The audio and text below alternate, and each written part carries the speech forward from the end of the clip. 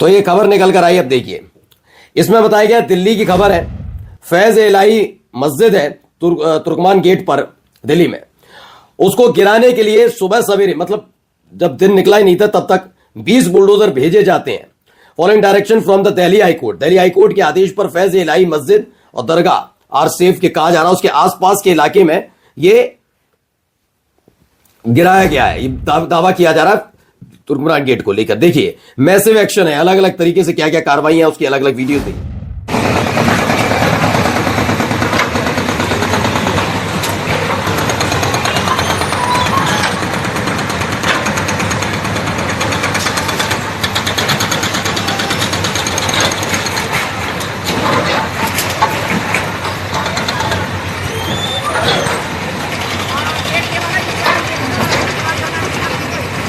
ये देखिए तोड़ फोड़ का काम लगातार चल रहा है यहां पर, ये मैंने आपको दिखाई थी वीडियो, इसके अलावा भी है देखिए। उसके बाद प्रोटेस्ट भी हुआ है वहां पर। तेरी कसम वो भाग्या, वाह भाई वाह, जवाब नहीं। हाँ भाई नहीं, वाह जीरारी, वाह भाई वाह, मेरा शेरो। फिर भारी तादाद में जो वहां पर पुलिस आई, उसके बाद की तस्वीरें भी हैं, पुलिस भी वहां पर पहुंची, उसने भी अपनी तरफ से कार्रवाई की है।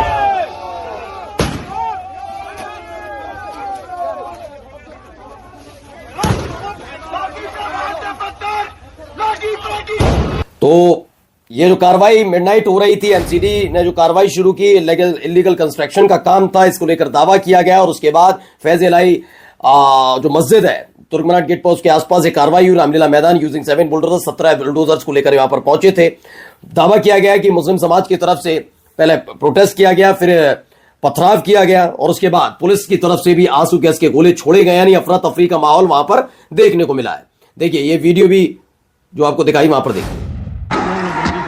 तेरी कसम वो भाग्या, वाह भाई वाह, जवाब नहीं।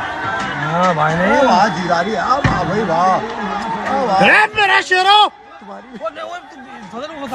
तो क्या है खबर, दिल्ली के तुर्कमान गेट पर फैज इलाही दरगाह के पास बुलडोजर चलाया गया। स्थानीय लोगों ने जब विरोध किया तो पुलिस ने आंसू गैस के गोले छोड़े। ये बुलडोजर मंदिरों, आश्रमों, सरकारी जमीन पर बने वीआईपी बंगले पर क्यों नहीं दिखता?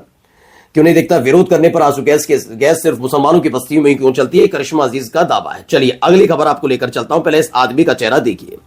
ये अनिल मिश्रा नाम का व्यक्ति है वकील। बाबा साहब का अपमान करने वाले अनिल मिश्रा को मध्य प्रदेश हाईकोर्ट ने बराबर रगड़ दिया। घटना एसपी और आईजी ऑफिस के बीच हुई। पुलिस ने घटना को क्यों नहीं रोका? हाईकोर्ट बोली हम लिखेंगे, पुलिस इसमें जवाब नहीं दिया। आरोपी अनिल मिश्रा को हाईकोर्ट ने मुचलके भरने को कहा। अनिल मिश्रा ने आदेश का पालन नहीं किया। हाईकोर्ट ने कहा कि याचिका सुनवाई योग्य नहीं, जेल में रहना है ही होगा। अनिल मिश्रा को यह दावा कर दिया। देखिए ये कुछ तस्वीरें एआई के जरिए बनाई गई हैं। एक तो तस्वीर जो स्वयं बार एसोसिएशन का अध्यक्ष रह चुका है, जिसका भाई स्वयं जज है, वकालत का लंबा अनुभव है, वरिष्ठ वकील है, वह भी अपने आप को बचा नहीं पा रहा है। इसलिए ब्राह्मण युवाओं से अनुरोध है कि इसकी बातों के बहकावे में आकर भारत रत्न बाबा साहब भीमराव अंबेडकर का अपमान न कर। मैं कहता हूं किसी का भी, बाबा साहब के, हमारे देश के जो जितने भी स्वतंत्रता सेनानी उस समय के, उनकी स्थितियां आपको पता नहीं किसने क्या किया, उनमें इतना भेद विभेद नहीं था। इस दौरान इतना ज्यादा हो गया है, करना बड़ा जरूरी समझते हैं। उनको लगता है कि इसी से करके सब कुछ काम होगा। लंबी बहस के बाद हाईकोर्ट ने अनिल मिश्रा पर एनएसए लगा दिया है। अब लंबी बहस हुई, कहा गया कि इनके खिलाफ एनएसए के तहत कार्रवाई होगी, क्योंकि जिस तरीके से ये बयान दे रहे हैं वाकई आपत्तिजनक बयान है। मैं हर एक से कहता हूं कि हमारे देश के उन महानुभावों के लिए बोलना ही क्यों है? अगर अपनी राजनीति चमकानी है तो और भी कई तरीके हैं, वैसे चमकाते रहो, ठीक है।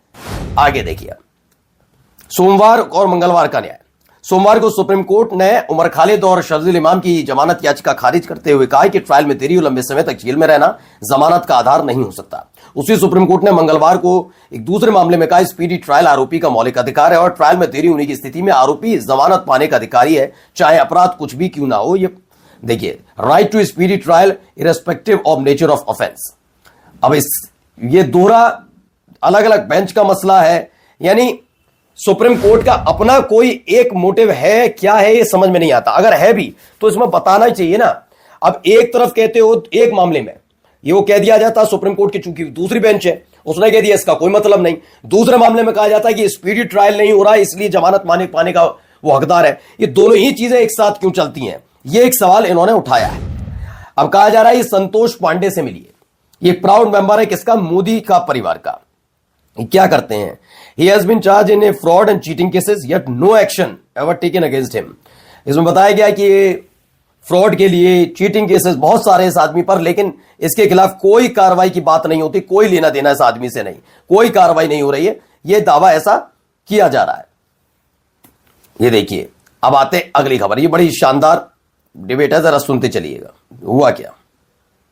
शर्जील और उमर आपको प्रधानमंत्री मुख्यमंत्री कुछ भी नहीं बना सकते। एम आई राइट निवान जी? अगर आपको इम्पैक्ट दिखाना है तो आपको कन्विक्शन तक ले जाना पड़ेगा। आपको ये बताना पड़ेगा कि हमारे देश में अगर देश के खिलाफ कोई बात करता है तो उसको ये सजा मिलती है। आज क्या हो रहा है, 5-5, 6-6 साल तक जो है वो सुनवाई, ट्रायल शुरू नहीं होता। जो देश के खिलाफ बात करते हैं वो इतने ताकतवर है कि वो आगे कोर्ट के प्रोसीडिंग्स को चलने नहीं दे रहे। इतना कमजोर मत समझिए आप हमारे देश के जुडिशरी को। कितने साल और लटकाया जाएगा इस केस को, 25 साल? कन्विक्शन कब होगा?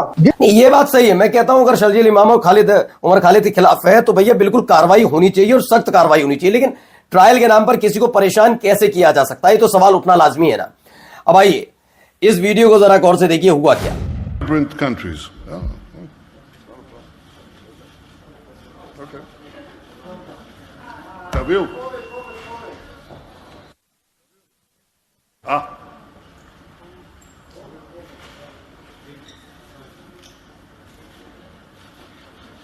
दावा है प्रोफेसर इलाहाबादी का कि अरब कंट्रीज के बंदे ने नेतन्याहू से माइक्रोफोन छीन लिया। यही होना चाहिए, नेतन्याहू के साथ जब तक बेइज्जत नहीं होगा तब तक मानेगा नहीं, ऐसा इनका दावा है। आइए यहां पर देखिए यहां क्या हो रहा है।